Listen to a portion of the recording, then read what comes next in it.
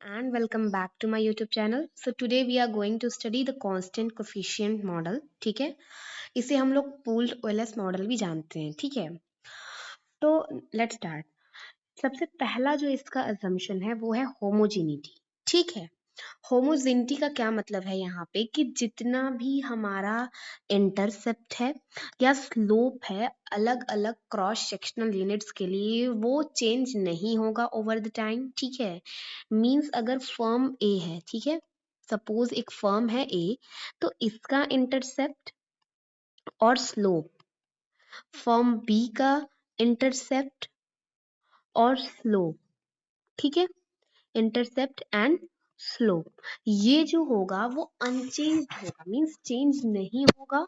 ठीक है, across the cross sectional units, यानी ये तो सबसे पहले आपस में दोनों सिमिलर ही रहेंगे. ठीक है, और ओवर द टाइम, यानी ओवर द टाइम भी ये हमारे चेंज नहीं होंगे. ठीक है, यानी जो फर्म ए का हमारा जो इंटरसेप्ट है और फर्म बी का जो इंटरसेप्ट है दोनों सेम रहेगा. ठीक है, और दोनों अनचेंज्ड रहेंगे. ठीक, और स्लोप भी इनका क्या होगा, सेम रहेगा एंड क्या रहेगा, अनचेंज्ड रहेगा. ठीक है, फिर कांस्टेंट कोफिशिएंट मॉडल जो होता है वो इग्नोर करता है स्पेस या टाइम डायमेंशंस को. ठीक है, जो पैनल डेटा सेट में हमारा स्पेस और जो टाइम का डायमेंशन होता है उसको वो इग्नोर करता है. ठीक है, इसके अलावा क्योंकि हमने इसमें होमोजेनिटी का अजम्पशन जो है माना है, दैट्स वाई ये जो कांस्टेंट कोफिशिएंट मॉडल है वो कौन सा मेथड अप्लाई करता है, ओएलएस मेथड. ठीक है, क्या एस्टिमेट करने के लिए, अननोन जो पैरामीटर्स होते हैं, ठीक है, उसको एस्टिमेट करने के लिए हम यहाँ पर कौन सा मेथड यूज करते हैं, ओएलएस मेथड. ठीक है, and constant coefficient model is nothing but a straightforward application of OLS method. ठीक है, एक गिवन पैनल डेटा सेट है, ठीक है, उस पे आप स्ट्रेट फॉरवर्डली क्या लगा दीजिए, OLS मेथड लगा दीजिए. ठीक है, ताकि आप ऑब्टेन कर सके अननोन एस्टिमेट पैरामीटर्स के. उसे ही हम लोग कांस्टेंट कोफिशिएंट मॉडल भी कहते हैं या फिर पूल्ड OLS मॉडल भी कहते हैं. ठीक है, लेकिन इसकी लिमिटेशन है. क्या लिमिटेशन है कि रियलिटी में जो होमोजेनिटी का अजम्पशन है वो सही नहीं होता है. ठीक है, मींस ऐसा नहीं है कि जो फर्म जो है ए का इंटरसेप्ट और क्या, इंटरसेप्ट और स्लोप, ठीक है, सबसे पहली बात कि सेम होगा फॉर्म बी से, एंड दूसरी बात कि ये टाइम के साथ चेंज नहीं होगा. ये दोनों जो चीजें हैं ये अजम्पशन रियलिटी में सेम नहीं होता है. हो सकता है फॉर्म ए जो है वो ज्यादा मतलब अगर फॉर्म ए का हम लोग मान ले, हो सकता है तो फॉर्म ए का प्रोडक्शन मान लो इस पॉइंट से स्टार्ट हो रहा है और फॉर्म बी का प्रोडक्शन मान लो इस पॉइंट से स्टार्ट हो रहा है, तो जरूरी नहीं है कि इनका इंटरसेप्ट सेम हो. ठीक है, और ये भी जरूरी नहीं है कि इनका स्लोप चेंज सेम हो. ठीक है, and this is also not important कि इनका इंटरसेप्ट और स्लोप टाइम के साथ चेंज ना हो सकता है कि over the time they can very. ठीक है, दैट्स वाई इन रियलिटी ये जो होमोजीनिटी की अजम्पशन है वो ट्रू नहीं होती है मोस्ट ऑफ द टाइम. ठीक है, और यहाँ पर दूसरा इसका लिमिटेशन क्या है, दूसरा इसका लिमिटेशन ये है कि जो अलग अलग क्रॉस सेक्शनल यूनिट्स होती हैं उनकी जो डिफरेंट डिफरेंट वैल्यूज होती हैं इंटरसेप्ट और स्लोप कोफिशिएंट्स की. ठीक है, अब कह रहा है कि ऐसा क्यों. ठीक है, मान लो सपोज कर लो कि दो कैटेगरीज है कंट्री की, हमने एक एग्जांपल में लिया है. पहला है हमारा डेवलप्ड और दूसरी है पुअर कंट्रीज. ठीक है, तो जो रिच कंट्री का इकोनॉमिक परफॉर्मेंस का इक्वेशन होगा, ठीक है, तो रिच कंट्रीज को हम लोग डेवलप्ड इकोनॉमीज का हम लोग डेटा लेके उनका जो है इक्वेशन एस्टिमेट करेंगे, और हमारी जो अंडर डेवलप्ड कंट्री है, पुअर कंट्रीज हैं, उनका जो डेटा हम लोग लेंगे अंडर डेवलप्ड इकोनॉमीज से. किससे लेंगे, अंडर डेवलप्ड इकोनॉमीज से. ठीक है, तो इनका जो एस्टिमेशन आएगा, इनके जो इक्वेशन आएगा, पहला एक रिच कंट्री का जो इक्वेशन आएगा इकोनॉमिक डेवलपमेंट का, ठीक है, मान लो, और दूसरा हमारे पुअर कंट्री का आएगा. ठीक है, तो ये जो दोनों इक्वेशंस हम लोगों ने लिया, ठीक है, ऑल तो ये दोनों कंट्रीज ही हैं, बट ये जो दोनों हमने इक्वेशन लिया ये दोनों एक दूसरे से क्या होंगे, डिफरेंट होंगे. ठीक है, तो जैसे हमने पीछे एग्जाम्पल लिया था कि जीडीपी हमारी जो है वो डिपेंड करती है, पहला तो हमारा मान लो एक अल्फा ले लिया, फिर दूसरा हमने बीटा एक्सपोर्ट ले लिया. ठीक है, फिर हमने कोई और पैरामीटर ले लिया β2, तो फिर प्लस करके β2 इम्पोर्ट ले लिया, ठीक है। तो कह रहा है कि अपार्ट फ्रॉम एक्सपोर्ट और इम्पोर्ट, ठीक है, एक्सपोर्ट और इम्पोर्ट पे तो हमारी इन कंट्रीज की जीडीपी डिपेंड करेगी ही, चाहे वो रिच कंट्री की जीडीपी हो या फिर पुअर कंट्री की हो, ठीक है। एक्सपोर्ट इम्पोर्ट पे तो ये डिपेंड करेंगी ही, लेकिन कुछ और भी तो फैक्टर्स होते हैं, जैसे कि स्टॉक मार्केट कंडीशन, या फिर वहां पर क्रूड ऑयल के प्राइसेस कितने हैं, फॉरेन एक्सचेंज रेट क्या चल रहा है उस कंट्री में, गोल्ड के प्राइसेस कैसे अफेक्ट कर रही हैं, ठीक है। तो इसके वजह से क्या हो सकता है कि एक्सपोर्ट और इंपोर्ट दोनों का डेटा सेम हो, रिच कंट्री के लिए भी एक्सपोर्ट सेम हो, पुअर कंट्री के लिए भी एक्सपोर्ट सेम हो, रिच कंट्री के लिए भी इंपोर्ट सेम हो और पुअर कंट्री के लिए भी इंपोर्ट सेम हो, बट स्टिल ये दो फैक्टर सेम होने के बावजूद भी हो सकता है कि इन दोनों की, रिच कंट्री की जीडीपी और पुअर कंट्री की जीडीपी दोनों एक दूसरे से क्या हो सकती हैं, डिफरेंट हो सकती हैं। क्यों डिफरेंट हो सकती हैं?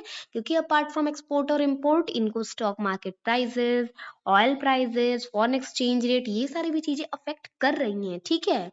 तो इसलिए जो है बाकी फैक्टर्स को कंसीडर करना भी हमें इम्पोर्टेंट होता है, जो कि हमारा पूल्ड ओएलएस मॉडल में नहीं होता है। पूल्ड ओएलएस में हम लोग मान के ये चलते हैं कि भाई इसका इंटरसेप्ट, इसका स्लोप अगर सेम है तो चीजें सेम है, ठीक है, हम लोग पूल्ड ओएलएस लगा देंगे, ठीक है। और इसके अलावा जो इकोनॉमिक परफॉर्मेंस है वो भी ओवर द टाइम चेंज हो सकती है, ठीक है।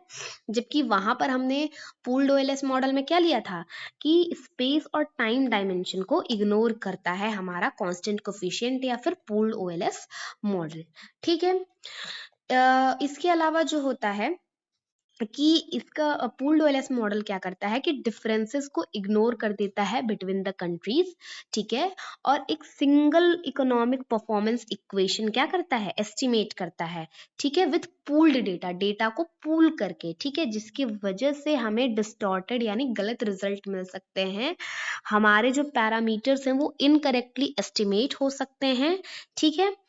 तो यहाँ पर आप ये कह सकते हैं कि डिस्टरबेंस टर्म मान लो कैप्चर कर रहा है ओमिटेड वेरिएबल्स को, ठीक है। मान लो जो हो सकता है कि जो हमने वहां पर वेरिएबल ओमिट किया है, कौन सा वेरिएबल ओमिट किया था हमने, मान लो स्टॉक मार्केट कंडीशन, ठीक है। उसके अलावा जो है क्रूड ऑयल प्राइसेस, तो हो सकता है ना कि ये जो जीडीपी हमने जो इक्वेशन बनाई, ठीक है, जीडीपी का जो हमने इक्वेशन बनाया, ठीक है, जीडीपी का जो हमने इक्वेशन बनाया, ठीक है, एक्सपोर्ट प्लस इंपोर्ट प्लस, मान लो हम लोग एक रैंडम टर्म लेते हैं, ठीक है। तो आप ये भी कह सकते हैं कि इस रैंडम टर्म में हमारा स्टॉक मार्केट प्राइस का कंडीशन, क्रूड ऑयल प्राइस का condition, foreign exchange rate, gold, ये सारी चीजें इंक्लूड हो गई होंगी, ठीक है, आप ये भी कह सकते हैं, ठीक है। लेकिन कभी कभी क्या होता है कि ये जो कुछ ओमिटेड वेरिएबल, यानी इनमें से कुछ ओमिटेड वेरिएबल्स जो ऊपर हमने ओमिट करा था वो को रिलेटेड होती हैं किसके साथ, एक्सप्लेनेटरी वेरिएबल्स के साथ, ठीक है। यानी हो सकता है कि इस रैंडम टर्म में, यानी इस रैंडम एरर वाले में जो कुछ टर्म है वो एक्सप्लेनेटरी वेरिएबल, या हो सकता है कि इंपोर्ट के साथ या एक्सपोर्ट के साथ क्या हो, को रिलेटेड हो, ठीक है। जैसे कि फॉरेन एक्सचेंज और क्रूड ऑयल प्राइसेस, ठीक है, वो कोरिलेटेड हैं किससे, इंपोर्ट और एक्सपोर्ट से, ठीक है। मान लो जो फॉरेन एक्सचेंज रेट भी हमारा इंपोर्ट और एक्सपोर्ट को डिटरमाइन करता है, ठीक है, किस हिसाब से आपका फॉरेन एक्सचेंज रेट है, ठीक है।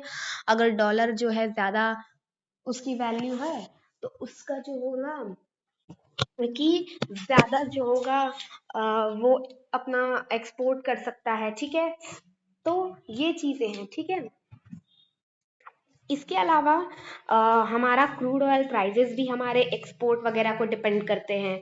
तो इसमें हमने देखा कि फॉरेन एक्सचेंज और क्रूड ऑयल प्राइसेस जो हैं क्या हो रही हैं, एक दूसरे को रिलेट कर रही हैं विद इंपोर्ट और एक्सपोर्ट, ठीक है। तो इस सिचुएशन में ये जो वेरिएबल्स हैं भले कैप्चर्ड किए जा रहे हैं डिस्टरबेंस टर्म के द्वारा, but there is the covariance between the export and the random error term, ठीक है। यानी एक्सपोर्ट और एरर टर्म के बीच का जो कोवेरिएंस है वो जीरो नहीं है, ठीक है। लेकिन हमने ओएलएस मॉडल में क्या मानते हैं हम लोग कि किसी भी एक्सप्लेनेटरी वेरिएबल और उसके रैंडम एरर में कोवेरिएंस नहीं होना चाहिए, इज इक्वल टू जीरो होना चाहिए। ये यहाँ पर इज इक्वल नॉट का साइन लगा है, यानी ये जीरो के इक्वल नहीं है। एंड दैट्स वाई एक इंपॉर्टेंट ओएलएस का अजम्पशन जो है यहाँ पर वायलेट हो रहा है, ठीक है।